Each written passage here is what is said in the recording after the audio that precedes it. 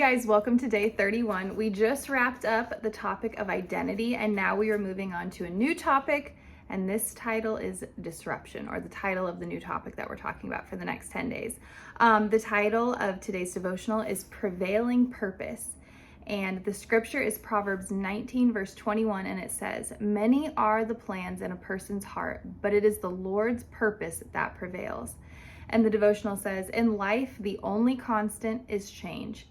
And as confident as some may seem, none of us really know what God has in store.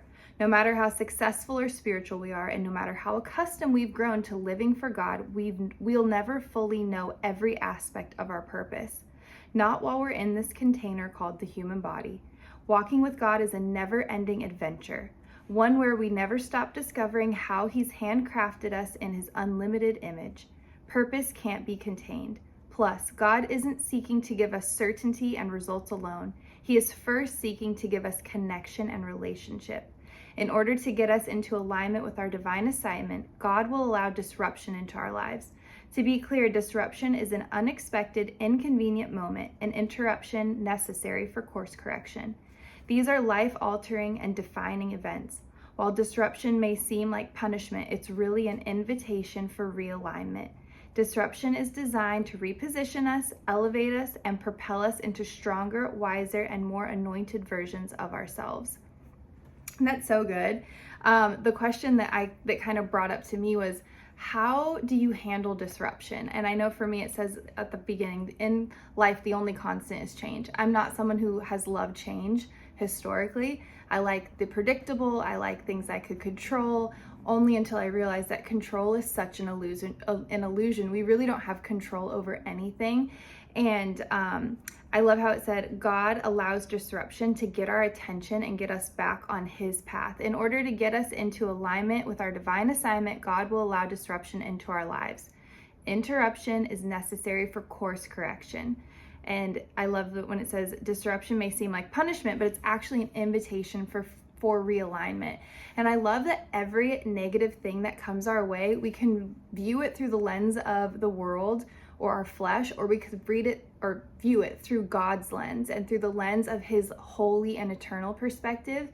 And in the same way I shared in another devotional, how God really revealed to me how obstacles can be opportunities for Him to show up in a new way in my life, opportunities for me to get closer to Him, opportunity for intimacy. I love how it says disruption is an invitation for realignment. So when the things of life come in and we are caught off guard and we are just struggling with, I didn't plan for this, I didn't see this coming, instead of resisting, instead of shutting down and becoming numb or getting paralyzed and just not knowing what to do, I love how it says it's an invitation for realignment. I think that is such a beautiful way to meet disruption in our lives, is to pause and say, okay, Lord, are you allowing this because I'm actually about to walk off a cliff and you love me so much that you are getting my attention? Obviously, in 2020 when COVID happened, I think that was an opportunity for realignment for all believers.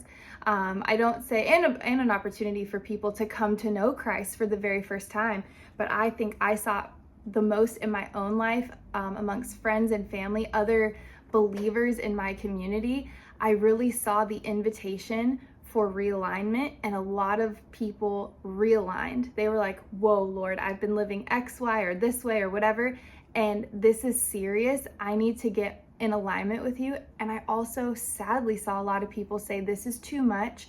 I'm not going to cling to God. I'm going to do it my way. And as a result, so many people are not living great lives right now, whether they've gotten divorced or lost family or friends, or just relationships. And I wouldn't, from the outside, and then some people that I still communicate with, they're not thriving, they're not doing well. So I just think it's really important for us when that disruption comes, like it says, Lord, are you offering me a chance? Is it in your mercy that you've allowed my life to be disrupted so that I can get realigned with you? I love how it says walking with God is a never-ending adventure. When I read that the first time, I just smiled so big because it's so true. And I think that some people, they walk with the Lord and it's just for salvation.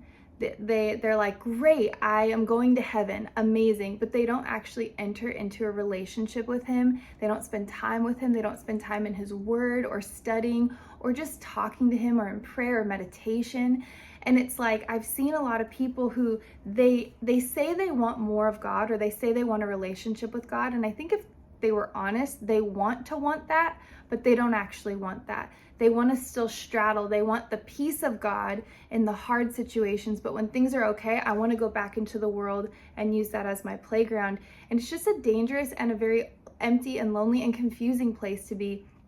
But like it says here, it's a never-ending adventure, and I don't know how many people would say that walking with God is an adventure, because to me an adventure is fun, it's exciting, it's new, it's thrilling, you know, like it's an experience.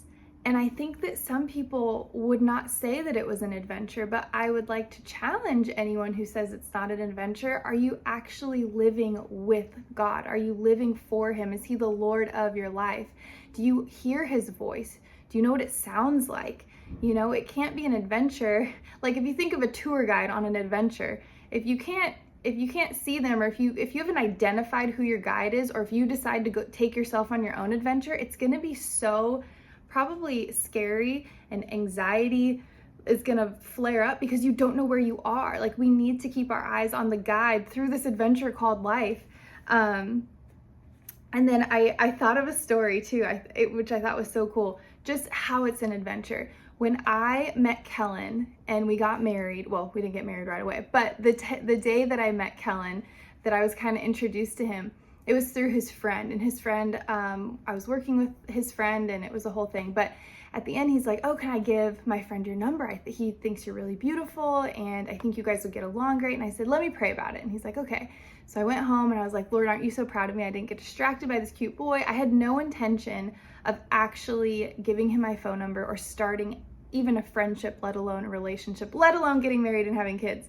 But in that moment, I just heard God say, well, do you want to ask me about it? I was so certain that it wasn't God that I wasn't even going to check with him. I was like, Lord, this isn't you. And he was like, hey, do you want to check with me? And I was like, oh, okay, yeah, like, sorry, you know, what do you think?